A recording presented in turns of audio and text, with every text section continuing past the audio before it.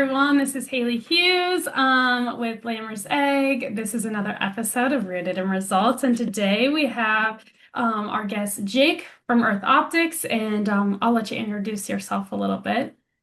Yeah, thank you very much, Haley, for having us on. Jake Zwiefelhofer, Earth Optics, agronomy enablement lead for about the last year with Earth Optics, and my role is really to help dealers of Earth Optics deliver the value and get the most out of our lab results as possible to then bring that to the farm gate and hopefully have everybody have a great day with our services. So.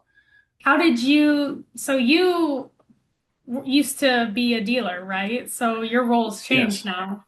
How did that come about? For sure. So I still own a egg retail location in Northwest Wisconsin. So I'm still a dealer, and but my team back there is kind of taking care of that. And I came into Earth Optics, um, you know, doing exactly what I'm trying to do here today. Of okay, we had great success with it. I think my business saw the value and was able to extract all that value and bring it to our customers. And I just want to help other folks like yourselves Mhm. do that in a really good way. And I'm very excited about it. It's my passion. I think this is the direction that the agricultural industry is going. And so, Mhm. if there's anything that I can do to help that, I'm more than ready to do so. And so, yeah, that's what kind of brought me here today with an Earth Optics logo on my shirt. But I think I also bring a very unique perspective because of that. Mhm. I used to farm myself. I was a dealer and currently am a dealer, but now I get to also put a third hat on and say, okay, from the Earth Optics company perspective, how can we move the needle and keep pushing that needle to bring these analytics to the next level and really Mhm. get precise about what we're doing year in and year out. It kind of gives you some street cred, you know? For sure, for sure. So that's Absolutely. really unique. Yeah. So why don't we go and talk a little bit about what Earth Optics is, just generally, for those who don't know. Yeah, I like to explain what Earth Optics is a crop analytics software platform where we can measure and report and derive value from measuring the three major aspects of soil. So the physical, the chemical, and the biological. Um, you know, we bring that all into one place so it's easy to access both for the advisor as well as the grower. And then, not just let it remain as numbers. Like I think a lot of times analytics and crop management can be just, well, here's some numbers, do with it what you will. Yep. Earth Optics is trying to really take that next step of recommendations and management tools to go along with these very complex and high resolution um, analytics that we measure from our soil. Mhm.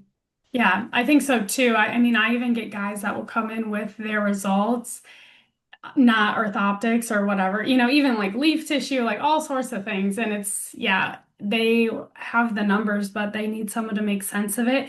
And so I Right. do like how when you get a soil sample back or results back, it's very in depth, like For sure. overwhelming a little bit, I Mm-hmm. think, for some guys. So my position kind of like definitely helps alleviate some of that. Oh, like this is so much information overload, but I think that it is good like you guys do a really good job of providing the Absolutely. information. The whole world is like this now. Technology and advancements are at such a pace that it is difficult to keep up with unless it is your main focus. It is what you do every day. And Earth Optics, I think, recognizes that we're no different and our analytics are no different. So it's how do we bring along people for the ride and actually make sure that folks can get something out of the data versus like, well, here's your results, you paid for it, do with it what you will. um, we're really hoping to kind of facilitate that next step of, all right, this is what you can do about it, and this is our recommendation. Do you think that's the main thing that sets you guys apart from other soil sample companies, or is there more? Well, the very most basic, I think, is the cloud-based platform that Mhm. it's accessible. Just like you log into Facebook or your Amazon account or anything like that. You can log in as the grower, as the advisor, or an advisor to the grower that's maybe outside of the Earth Optics dealership itself, And Hmm. it's where all of our information can live. Today we're just measuring soil analysis. We hope to move beyond that as well, because I think most of the folks listening to this right now understand soil sampling and soil analysis is not the only thing that we can analyze to move into crop management decisions. And Hmm. so I came from the world of soil sample results, lived in a dusty binder in a closet that had coffee stains on it, even if you could find it. Yep. And I think this is doing just a very fundamental shift in the right direction, that Hmm. you know we need to be able to access and relay and go back and look at our results time and time again throughout the year to Hmm. actually come up with the best solution.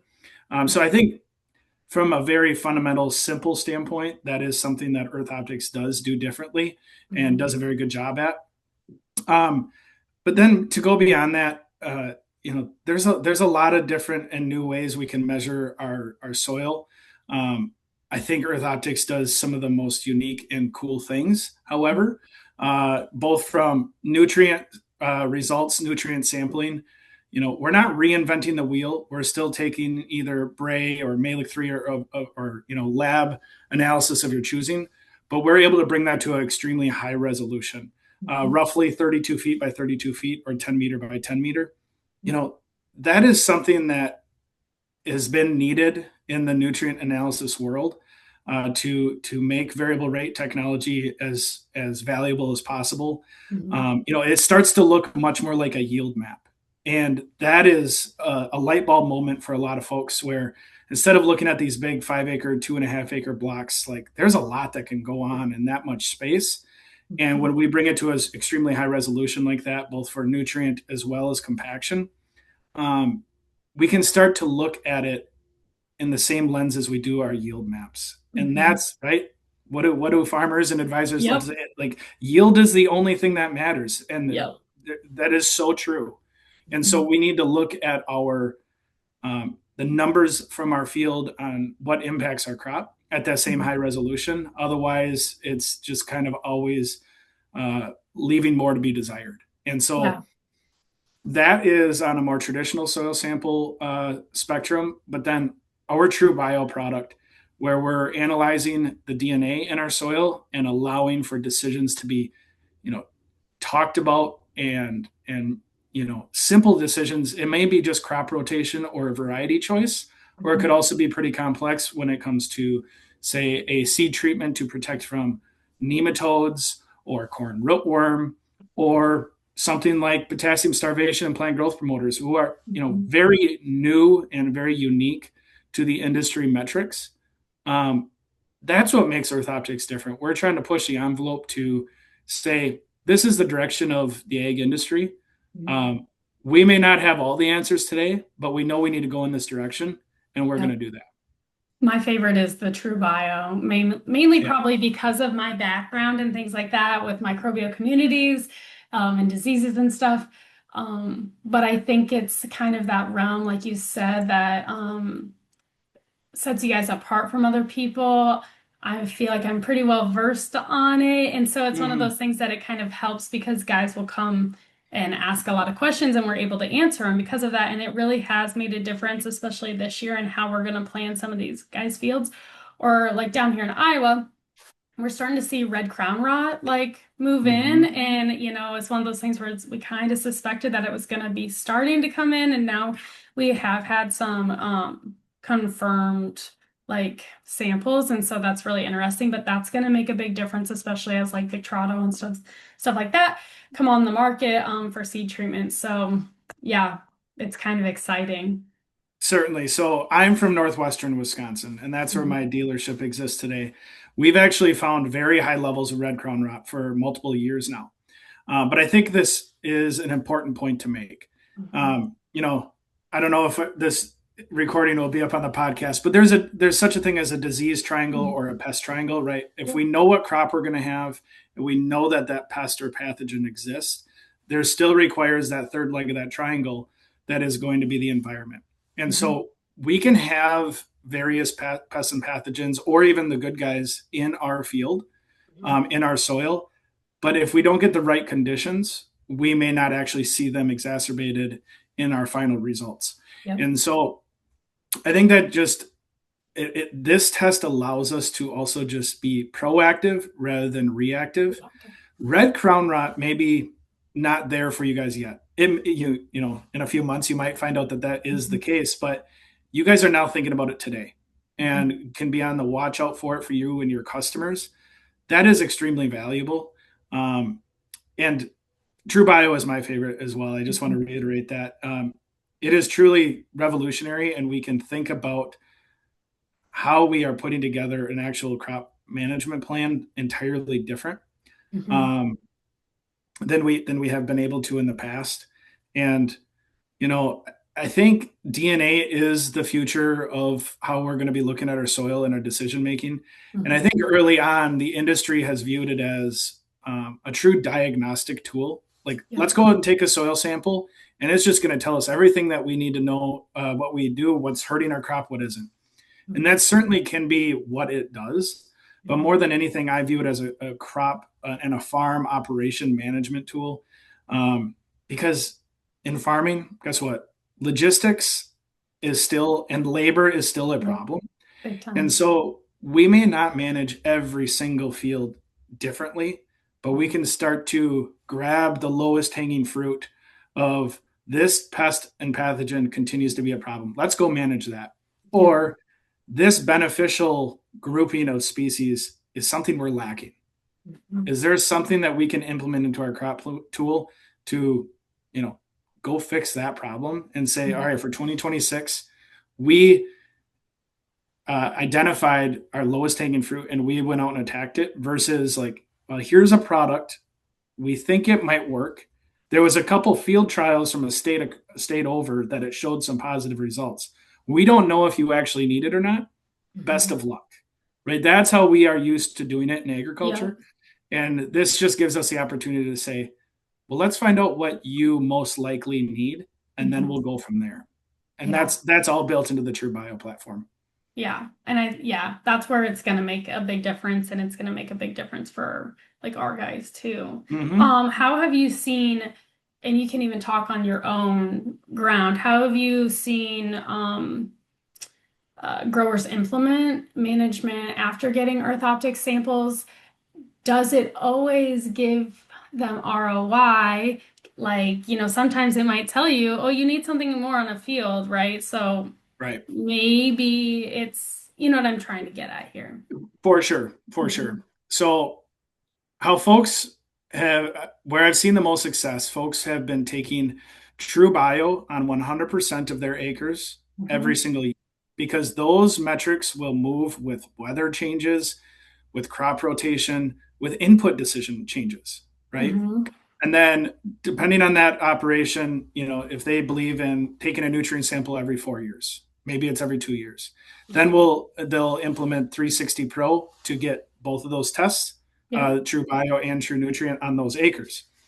Um, but they have found the most success because they are actually seeing the full picture of all of their fields, not just some of them. And most of the time, when people take just a couple fields, they're like, well, now I kind of need to know what the rest of them say Yeah. because I'm going to be just continuing to guess.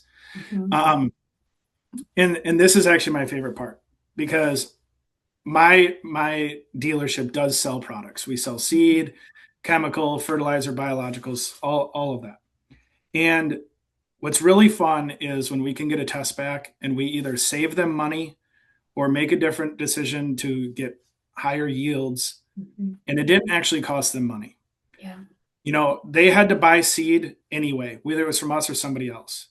And if we found that they actually do have corn rootworm on that field, we now can implement a change to say, go protect against that.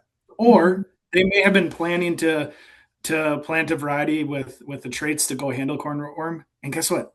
They didn't have a problem. They were just doing it out of fear that they might. Yep. And you know, that is such easy wins that we can point to those in almost every situation.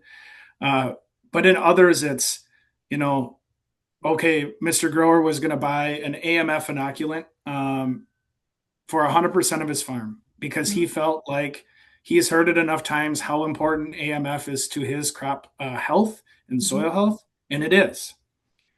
What's really neat, however, is when we find that, sir, 80% of your fields are actually perfectly fine when it comes to AMF. Yep.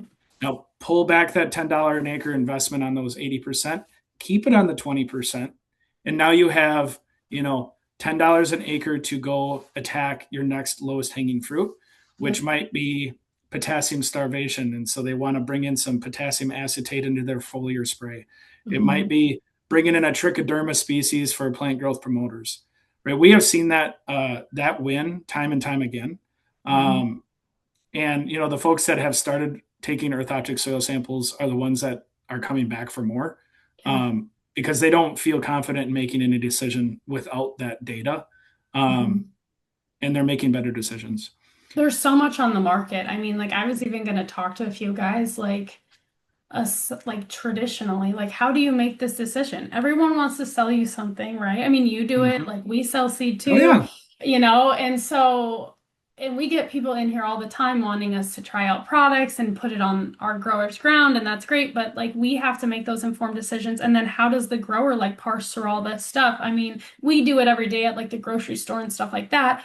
But this is something like this is their business, this is their And livelihood. so They need to make money. yeah, Yes, and you can't just put everything, you can't just try everything. And so I think that orthoptics does help give us like that extra tool to place things appropriately or take things away that maybe aren't for sure. necessarily needed. So, Well, I have a couple stories that I think will maybe help resonate with this. So, in from 2019 on, the biological market was kind of picking up, and mhm, you know, I think pretty easily the number one focus for the biological market at large is phosphorus solubilizing bacteria. That's a mhm, really easy one to get in a bottle, get to the field alive. It doesn't mean that they are bad products. They mhm, probably do exactly what they say they're going to do. We have found that vast majority, and I'm talking about 95% of our acres tested with TrueBio, are not at risk for phosphorus solubilizing bacteria. And interesting. so, what we were doing in the past was in good faith and honestly, truly just trying to do a better job. We were placing a product that was certainly not their lowest hanging fruit. Mhm, They may have still broke even. It may have still been providing some benefits, mhm. but in a world where we cannot just go spend $2,000-3,000 on our crop and say that we're going to throw the book at it, Yep. our better decision would have been finding out what we actually need and then go buying those products instead. So here at my agency, in Mhm. my dealership, we have actually unsold all kinds of products. Oh, But now the growers can trust what we're yep. saying. And from a salesman's perspective, as you know, like there's nothing more beautiful than that. Like we can sleep good at night. We know that we're making the right decision. Um, and the grower can too. And so that increases, the stickiness and all of that as well.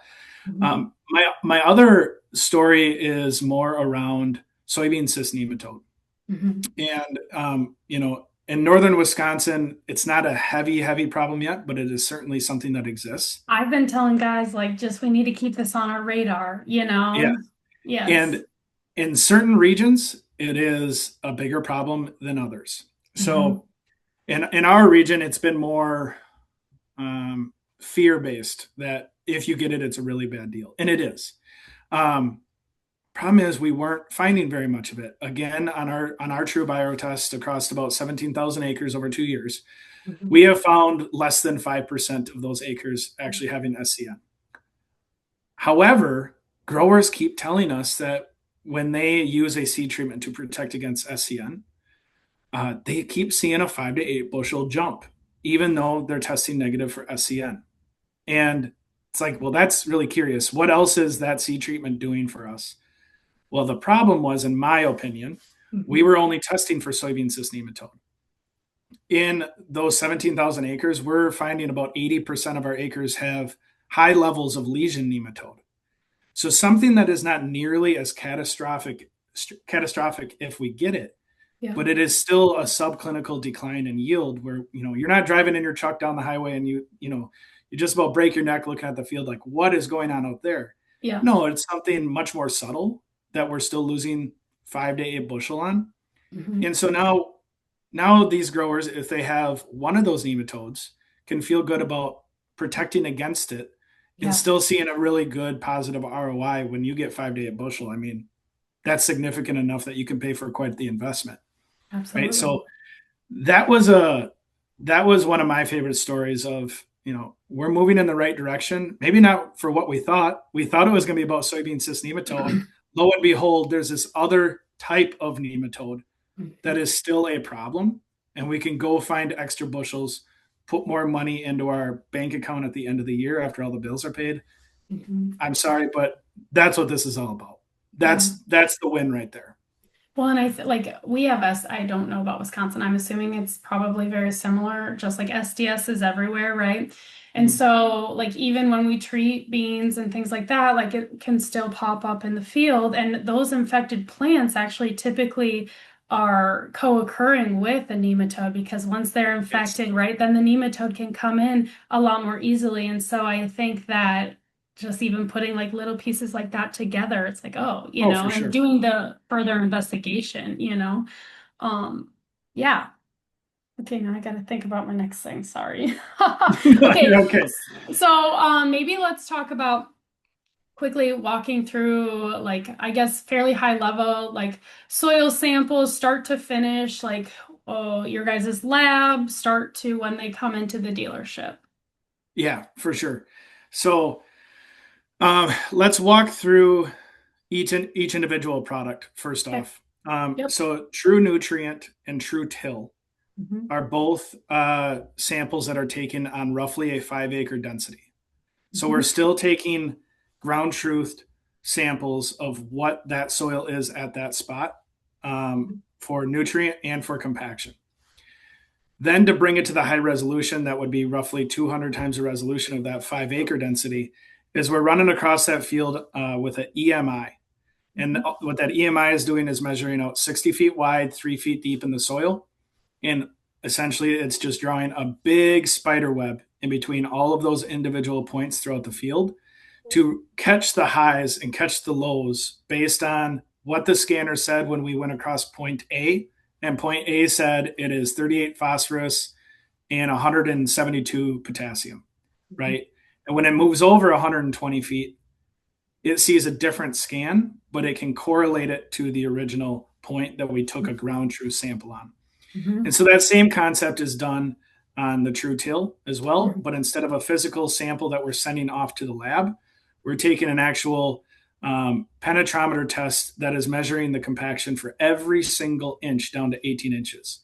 So Wow. that one is really cool. We're Yeah, that's actually really cool. I didn't know that. we're actually getting 18 high resolution maps. You can move Wow. your dial every inch. And I wanted to say this as well. If anybody listening wants a more in-depth experience of a kind of a dashboard walkthrough of what your results may look like, get a hold of these guys and by all means invite me in and I'll happily Yeah. walk through that. Just figured let's leave that off the podcast for right now. And I believe you'll leave some links in the show notes as well for Yeah. different one pagers. Um, and then when it comes to True Bio, that is based on a 20-acre grid Hmm. size. But differing from True Till and True Nutrient, we are no longer taking point samples. We are taking composite samples Hmm. because we want to get the general idea of our DNA makeup across that entire 20 acres. So if you have Hmm. a 100-acre field, you'll have 5 20-acre zones. And again, we're just trying to get a better understanding of what that 100-acre field is experiencing. Very, very unlikely that we're going to go out and manage DNA on a sub-field level. Yep. So we just need to get an understanding and a comfortable standpoint of what is that field experiencing, what is it lacking, and how can we go Hmm. do something about that. More of So like a yeah, wholesome view. Yep.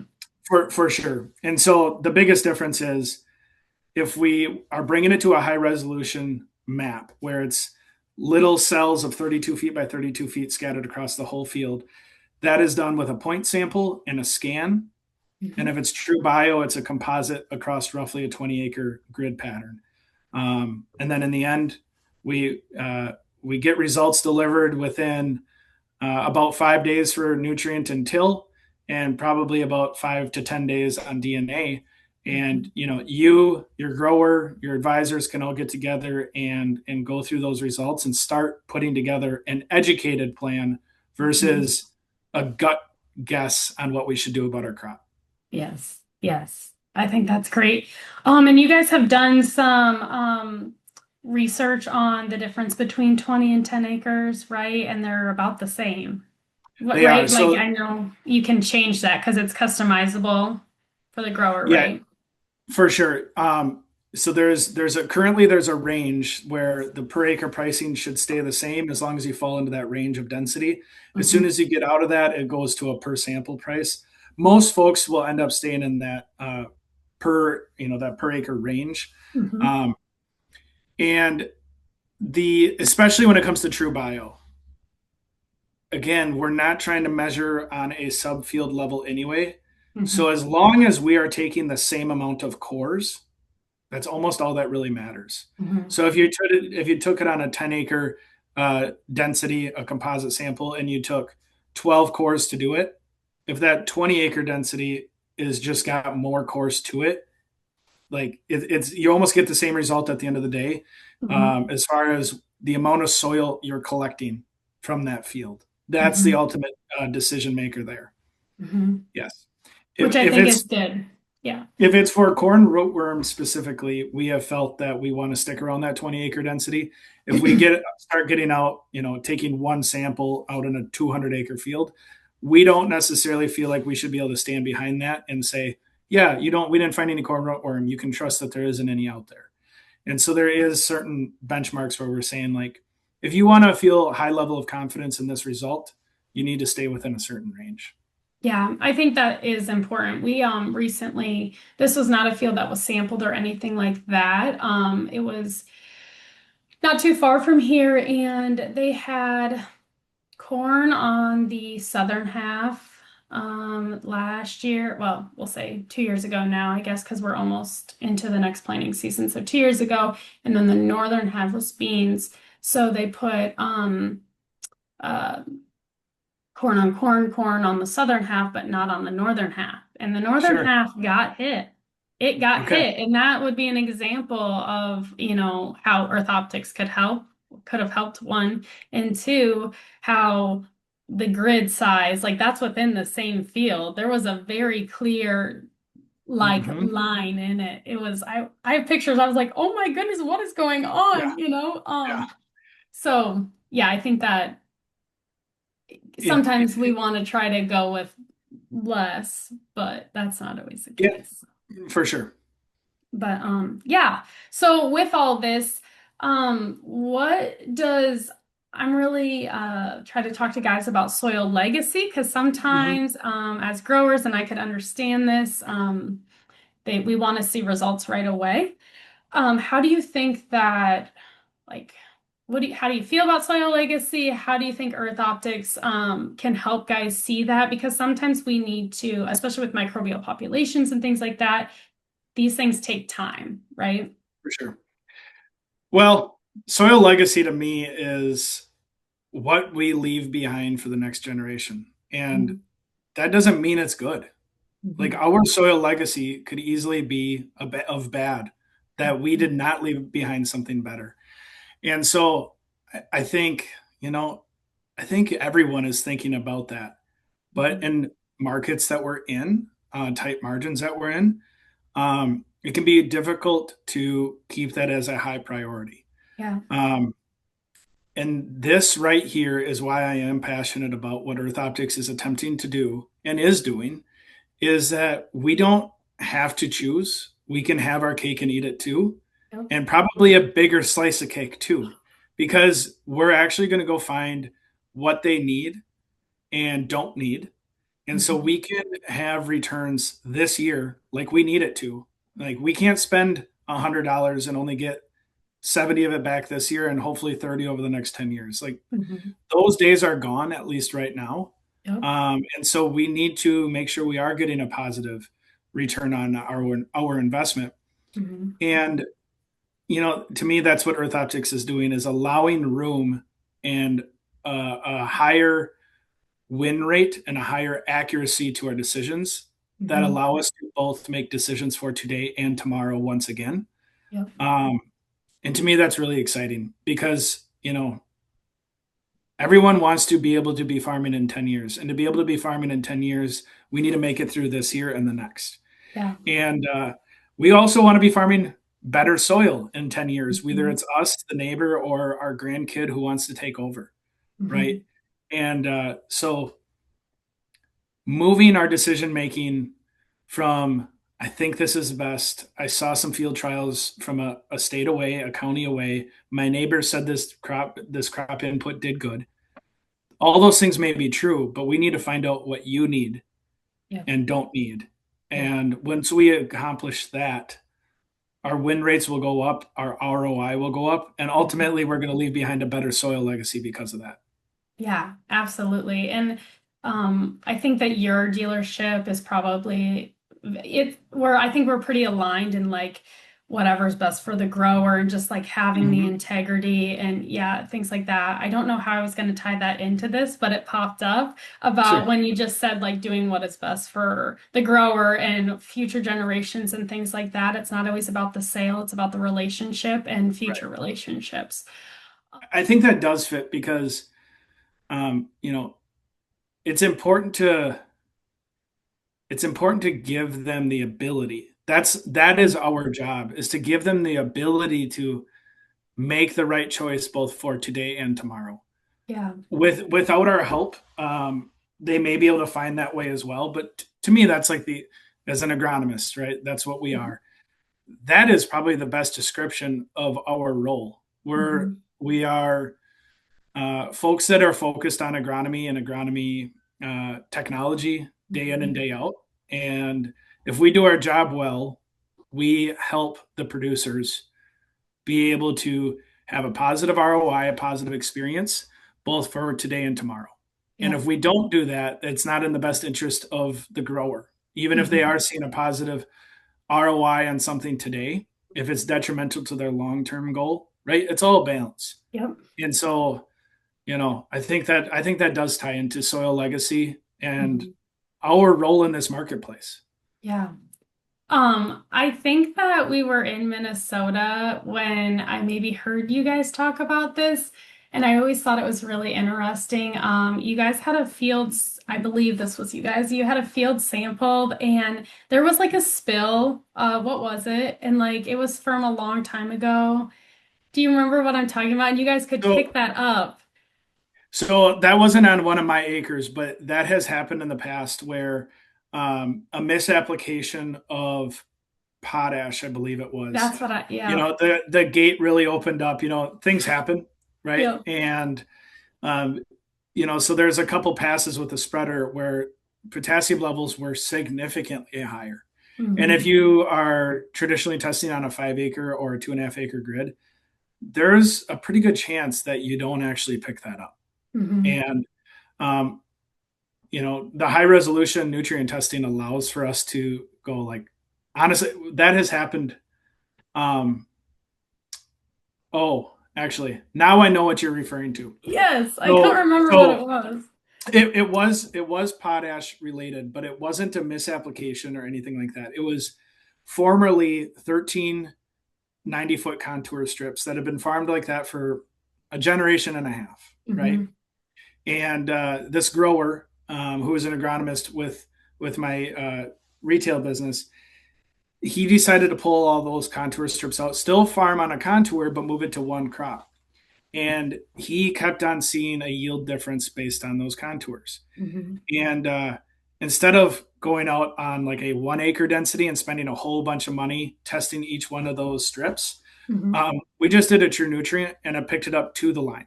I mean, we were Wow. able to do a variable rate prescription to bring all of those contours back up to kind of an even keel. Hmm. Um, and yeah, that was kind of the one of the defining moments for me that I trusted this data. It's Hmm. really easy when you see data at a higher resolution than you're used Mhm. to think, oh, like, oh, that's an anomaly, that's an outlier. There must be something wrong with this data. Yeah. And time again, when I keep thinking that, there is a real story behind it. Yep. So I have learned to just trust the data and say Mhm.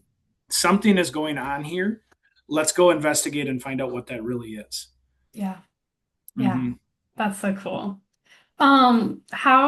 So your guys' soil sampling lab is like it's accredited. Maybe we should touch on just like how can we trust the soil Yes, samples? Mm-hmm. for sure. And so when you asked what is Earth Optics, I left out that we are a soil analytics lab as well, Mm-hmm. because I think that is the lesser important part. Mm-hmm. When it comes to nutrient samples, we do have a nutrient lab where we typically are doing Malic 3 testing. Mm-hmm. But we also have partner laboratories from across the country, very well known and well respected and understood lab partnerships, because we understand that that is an industry that is has infrastructure already there. It has existed. Growers and advisors have a certain level of trust with their specific laboratory they've been using for a long time. Mm-hmm. And we don't want them to necessarily start over and with a new trend line from a different lab. So first and foremost, we have those partner laboratories that we would love to work with. Reach out if you're interested to find out if yours is one of Mm-hmm. those partner labs, and the data will just flow right into the dashboard. You know, super slick. You would never know that it came from another lab. It just lands in the Earth Optics dashboard. Mm-hmm. But the lab that is important to Earth Optics, that is kind of in our control, is the DNA sequencing laboratory. Mm-hmm. So we have that in California. We have a data science team constantly looking at finding new ways that we can utilize this data.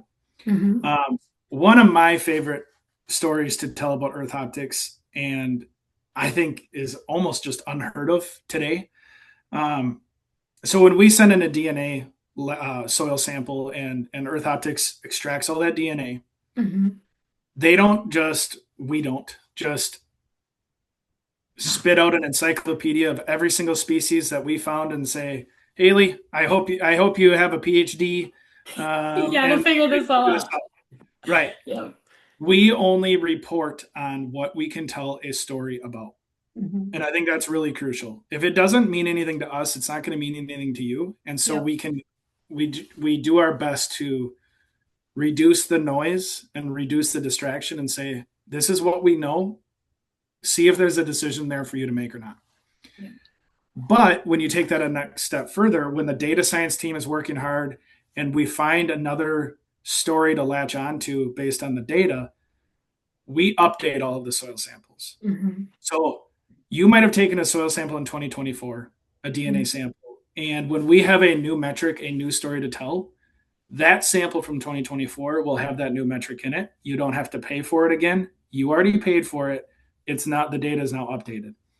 And so if we take a step back and really feel, if we feel that DNA is the future of how we are making our decisions, I Mm-hmm. think it is crucial to say, let's just get some DNA samples done, Yep. because I don't want to be in 2029 saying, oh my gosh, this is the direction, and not have my own personal farm database built up.